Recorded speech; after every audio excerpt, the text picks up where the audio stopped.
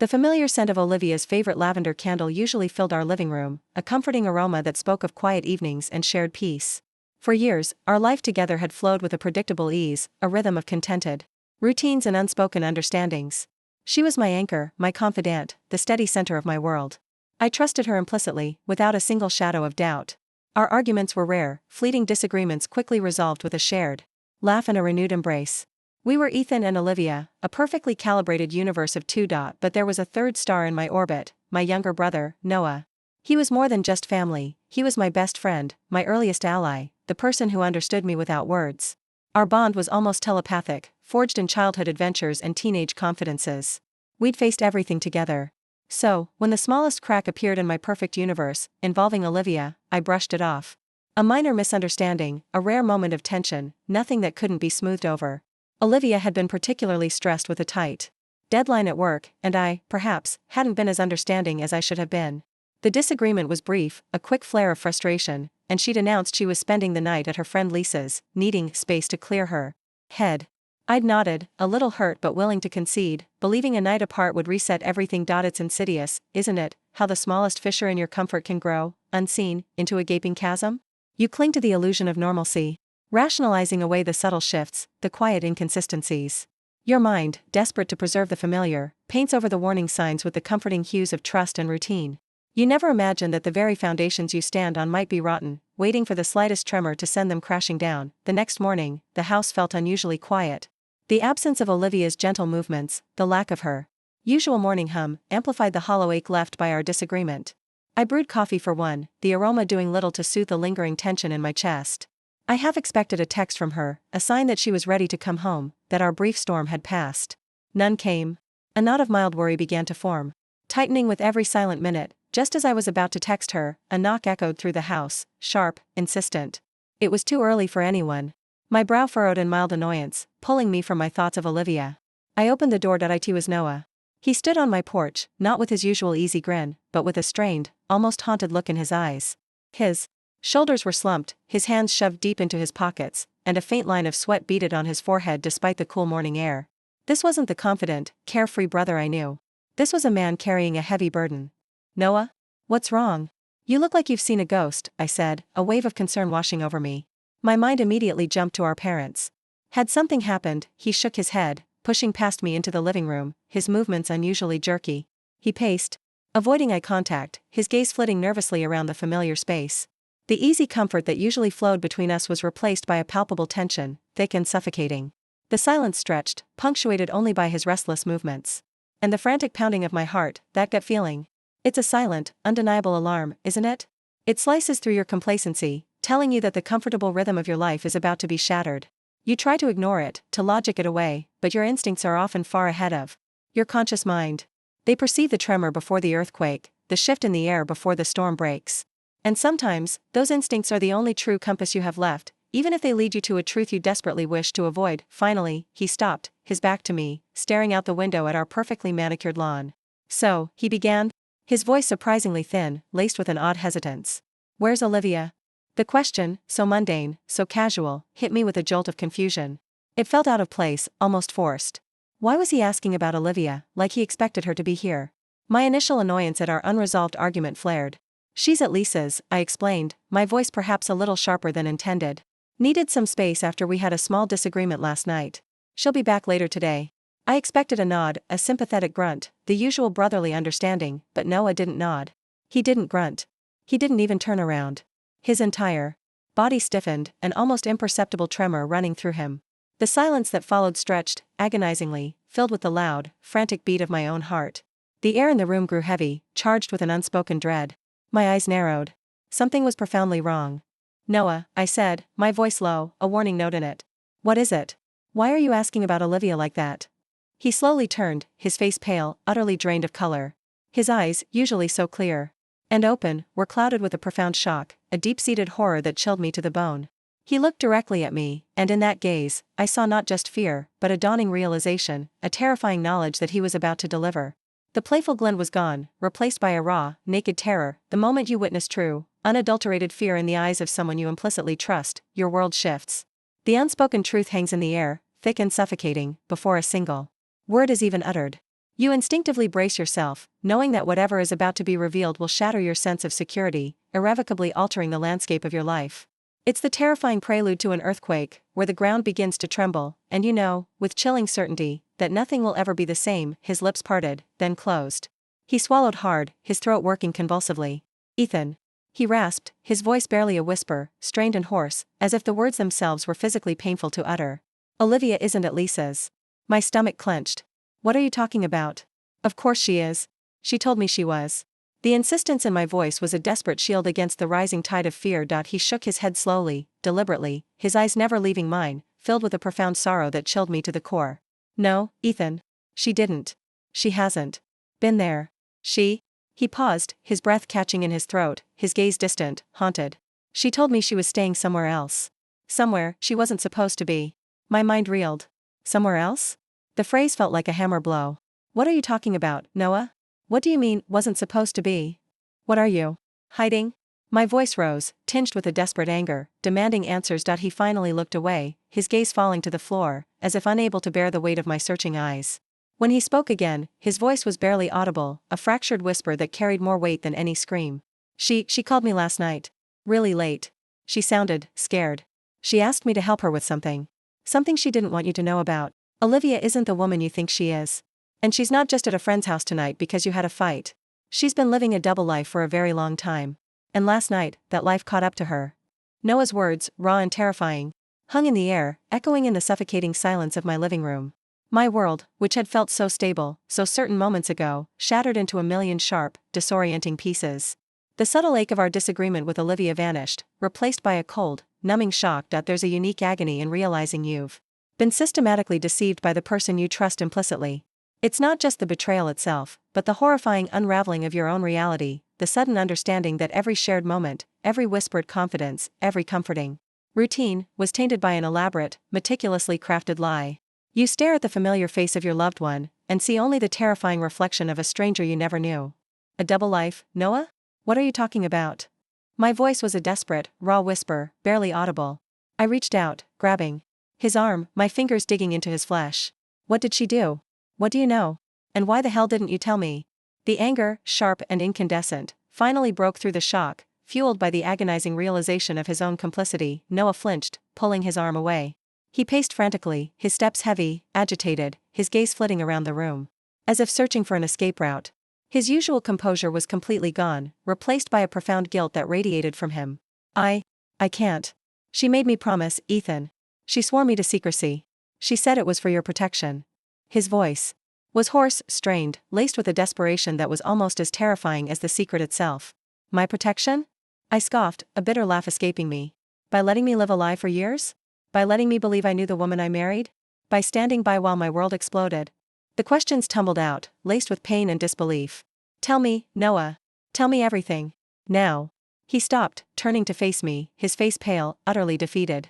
She called me last night, Ethan. Not from Lisa's. From a warehouse district downtown. She sounded terrified. She said she was being followed. She needed me to move something for her, something discreetly, before they found her. It was old, packed in a hidden compartment of her car. She used a code word. A name. My blood ran cold. A code word? A name? What are you talking about? She said, Project Nightingale is compromised, Noah whispered, his eyes wide and haunted. And she gave me an address for a storage unit.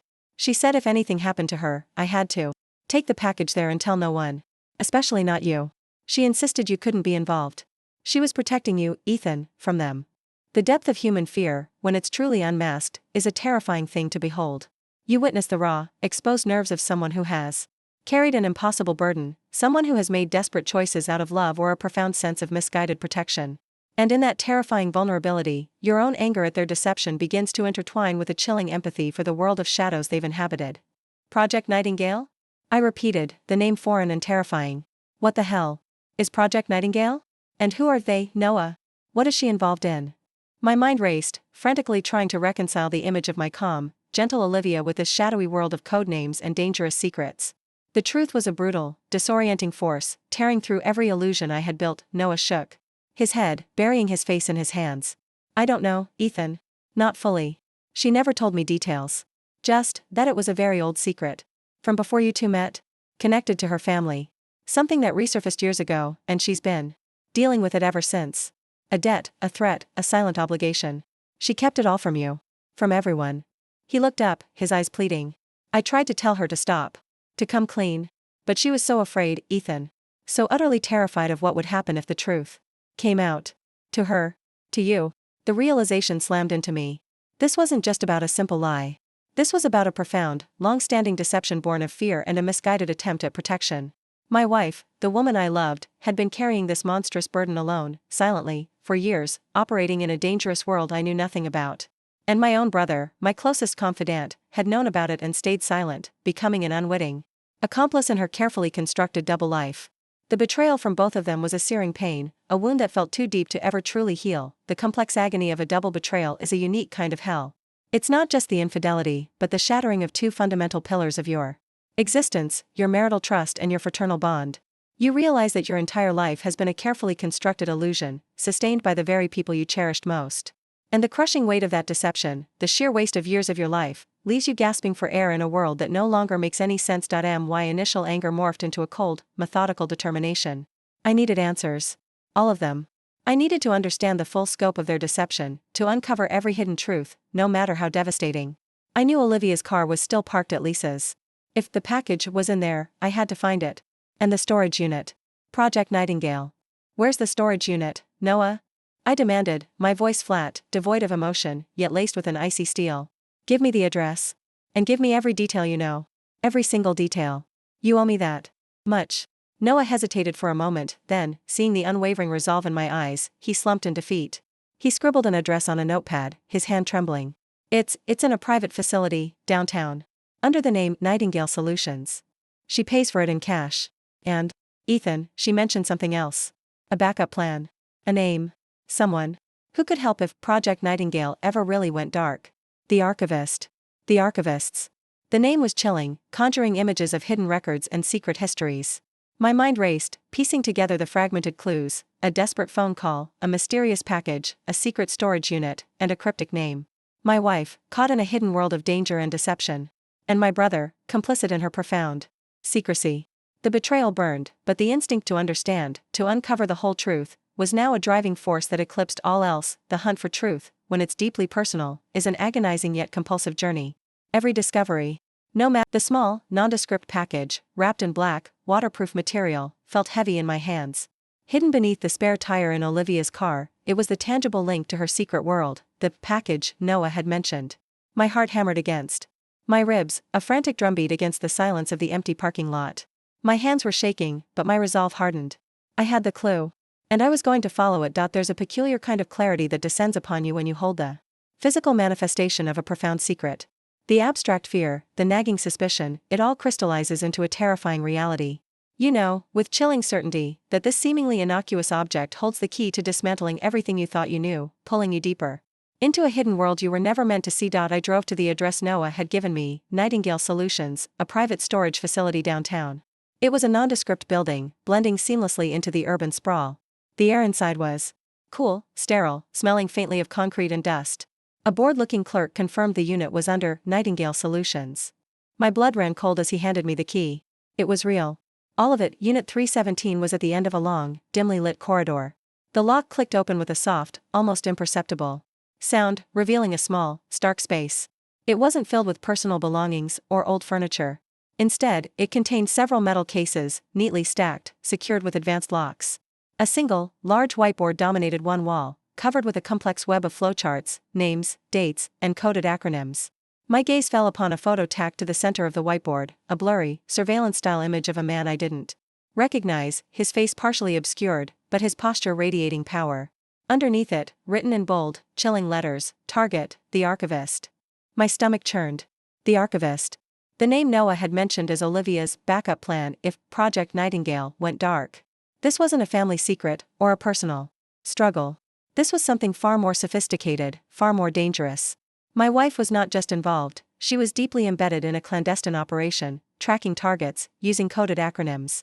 The anger at her deception flared, momentarily eclipsing the fear for her safety. The terrifying truth of a double life often unravels not in a dramatic confrontation, but in the chilling quiet of discovery.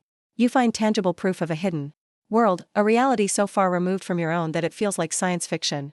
And in that disorienting realization, the person you thought you knew vanishes, replaced by a stranger capable of unimaginable depths of secrecy and danger. I immediately called Daniel, my close friend, my voice tight with barely suppressed panic. I laid it all out for him: the package, the storage unit, the whiteboard, Project Nightingale, the archivist. Daniel, usually so pragmatic, listened in stunned silence. His usual easygoing demeanor was replaced by a grim resolve. "Jake," he finally said, his voice low, "this is beyond anything we can handle.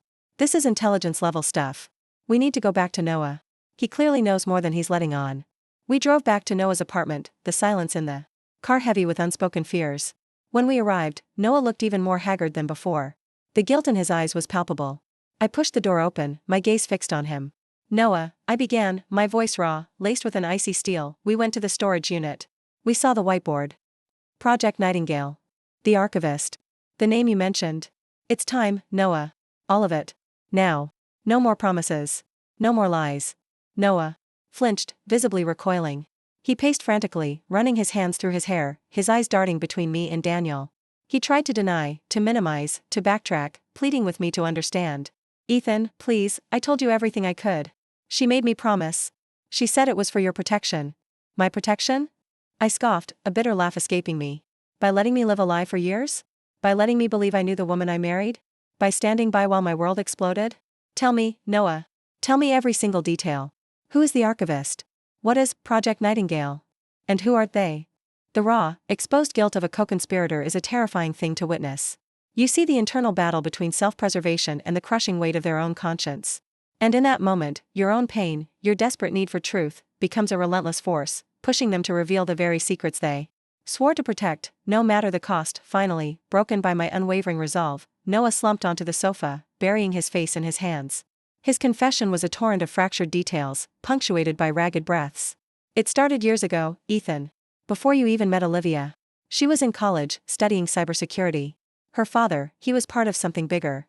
He was exposing a powerful, shadowy organization, a global network involved in corporate espionage, blackmail, and assassinations. Project Nightingale was his attempt to leak their archives to the public, proof of their crimes. He was the archivist. And he was murdered. Made to look like an accident. My blood ran cold. Olivia's father. Murdered. The pieces of the puzzle clicked into place, forming a horrifying picture. "Olivia," she continued his work? I whispered, my voice hoarse. Noah nodded, tears streaming down his face. "Yes. She stumbled onto his files after he died. She knew. She trained herself. She joined a small, underground network, a continuation of Project Nightingale, dedicated to exposing them. She became the archivist, the new keeper of his data, the one who would finish his mission. She didn't want you involved, Ethan. She loved you. She chose you for a normal life. This was her burden. Her war." The truth, raw and devastating, washed over me. Not just a double life, but a life of unimaginable danger, fueled by a deep. The encrypted message on Olivia's burner phone: "Archivist. They know. Pier 17. The container ship. They're moving the final package tonight. Get here. Now. Alone." Pulsated on the screen, a terrifying lifeline thrown from her hidden world. My heart hammered, the relief that she was alive immediately eclipsed by a fresh wave of terror. She was alive, but trapped, and asking me to step directly into the profound danger she had so meticulously hidden for years. There's a powerful, almost illogical instinct that takes over when someone you love is drowning, even if they've been the one holding your head underwater. The anger at their deception, the pain of their secrecy, it doesn't vanish. But it's momentarily overshadowed by a desperate, primal need to protect them. You confront an agonizing choice: walk away and preserve your own safety, or plunge headfirst into an unknown abyss, driven by a love that defies all reason. And Daniel, my loyal friend, sat beside me, his own face a mask of shock and growing dread. After hearing Noah's full confession, he'd seen the message, understood the gravity of it. "Ethan, this is insane," he whispered, his voice tight. "This is beyond us. You need to call the police. You can't just walk into a situation like this alone. You don't know who they are, or what Project Nightingale even means in reality." I shook my head, my resolve hardening. "And tell them what, Daniel? That my missing wife is a secret operative embroiled in a clandestine project, and her Project Nightingale is compromised? They'll think I'm crazy. Besides," I added, my voice tight with a newfound determination, "Olivia said, don't tell anyone. And if she's in this deep, there's a reason she doesn't trust official channels. I have to go. She's asking me for help." "My Olivia," Daniel argued, pleaded, his voice tinged with desperation. He pointed out the dangers, the illegality, the sheer absurdity of me, an ordinary man, stepping into what sounded like a global conspiracy. But he knew my stubbornness, my desperate need for answers, and my unwavering, if wounded, love for her. He finally conceded, his face etched with worry. Fine. But I'm coming with you. I'll stay hidden, close by. You call me every 15 minutes. If I don't hear from you, I'm going in, and I'm bringing backup. His loyalty, unwavering even in the face of such terrifying unknowns, was a lifeline in the suffocating darkness. The terrifying thing about stepping into someone else's hidden world is that you confront not just external dangers, but your own profound ignorance. You are a civilian navigating a war zone, every instinct screaming at you to run, yet compelled forward by a desperate love and an agonizing hunger for the truth. Every step is a leap of faith into a reality you never knew existed, where the rules are unwritten and the stakes are impossibly high. You become a shadow in their secretive dance, hoping to find a path to the light. The drive to Pier 17, the container ship terminal, felt like an odyssey into a nightmare.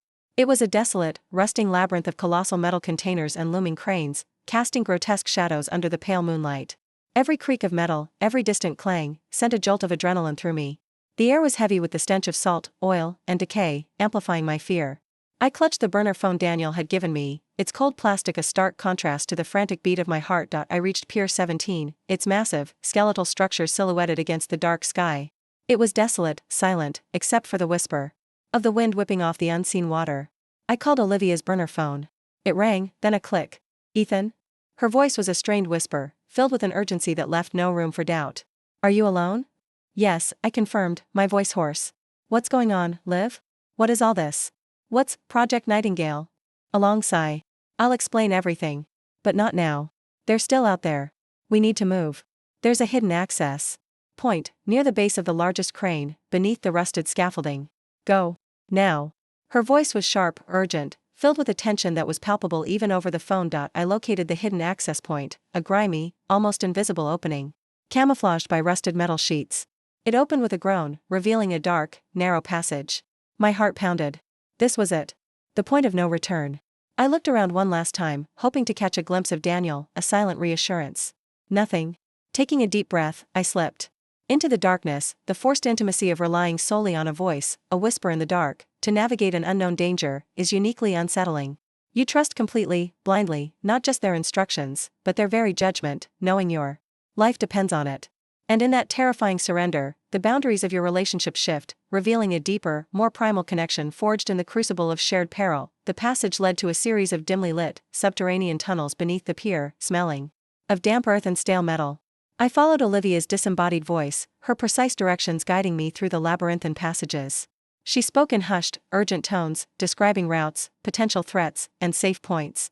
It was like a terrifying game of follow the leader, where the leader was hidden and the stakes were life and death. Each instruction, each warning, was delivered with the cold precision of a seasoned operative. After what felt like an eternity, I finally reached a hidden door. Olivia's voice, now clearer, instructed me to push a specific sequence of bricks. The door slid open with a soft hiss, revealing a small, stark room. And there she was, Olivia. She looked utterly exhausted, her clothes torn, a smudge of dirt on her cheek. But her eyes, though tired, were sharp, alert, filled with an intensity I'd never seen before. She was clutching a small, metallic briefcase to her chest. Behind her, a makeshift barricade of crates and metal sheets blocked a gaping hole in the wall. Ethan, she whispered, her voice raw. You came. Thank God. She pulled me inside, securing the door with a series of quick, practiced movements. We don't have much time. They're everywhere. They know I have the package. Can you trust me, Ethan? Now, when it matters most. Olivia's desperate plea cut through the metallic clang of footsteps closing in, her eyes, filled with both terror and a fierce resolve, locking onto mine. The cold, hard reality of her hidden war, of the profound secrets she'd kept for years, slammed into me.